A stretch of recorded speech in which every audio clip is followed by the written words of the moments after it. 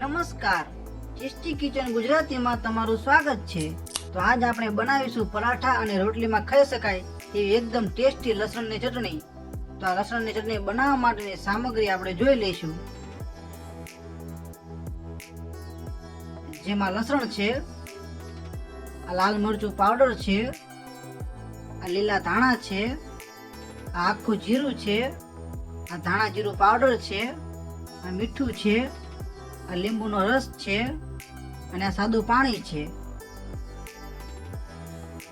તો સૌ પ્રથમ લસણ એકદમ ઝીણું પીસી લઈશું। તો આવી રીતે ખાંડને લઈ લસણ એકદમ ઝીણું પીસી લેવાનું છે।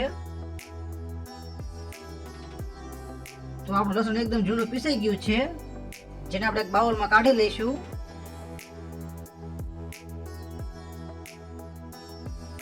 તો લસણ કાઢી લીધા પછી તેમાં આપણે થોડું લાલ મરચું પાવડર ઉમેરીશું।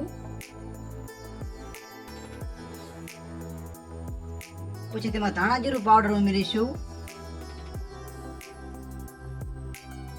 પછી તેમાં સ્વાદ પ્રમાણે મીઠું નાખી દઈશું। પછી થોડું પાણી ઉમેરીને સારી રીતે મિક્સ કરી લઈશું। એકદમ સારી રીતે હલાવીને મિક્સ કરી લેવાનું છે।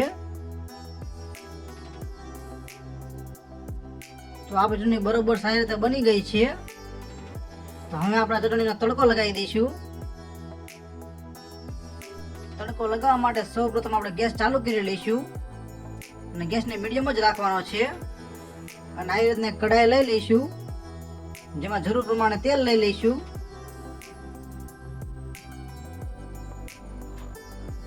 તો આપણે આટલું તેલ લઈ લીધું છે, તો તેલને આપણે ગરમ થવા દઈશું।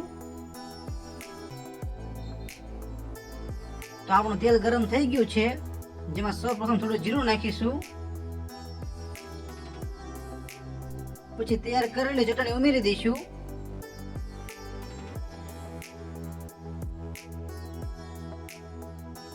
ગેસને સાવ લો જ રાખવાનો છે। સ્લો ગેસ ઉપર 2 મિનિટ માટે ચટણીને સાતળી લઈશું।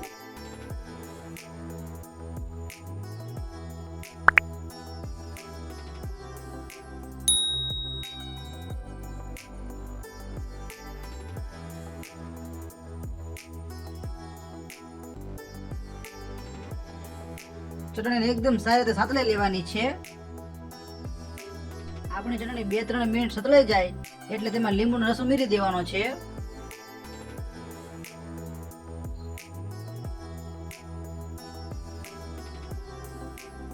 લીંબુનો રસ ઉમેરીને સારી રીતે હલાવી લઈશું।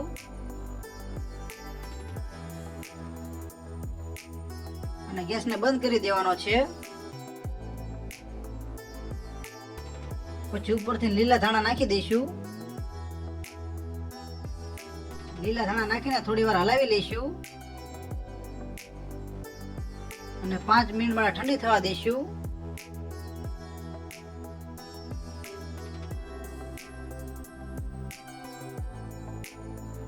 તો આપણી ચટણી એકદમ સારી રીતે ઠંડી થઈ ગઈ છે અને સરસ મજાની ચટણી તૈયાર થઈ ગઈ છે। તો હવે તેને આપણે એક બાઉલમાં કાઢી લઈશું।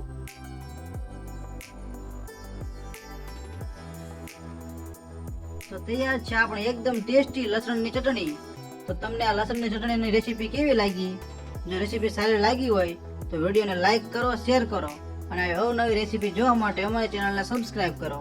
વિડીયોને પૂરેપૂરો જોવા માટે તમારો ખૂબ ખૂબ આભાર।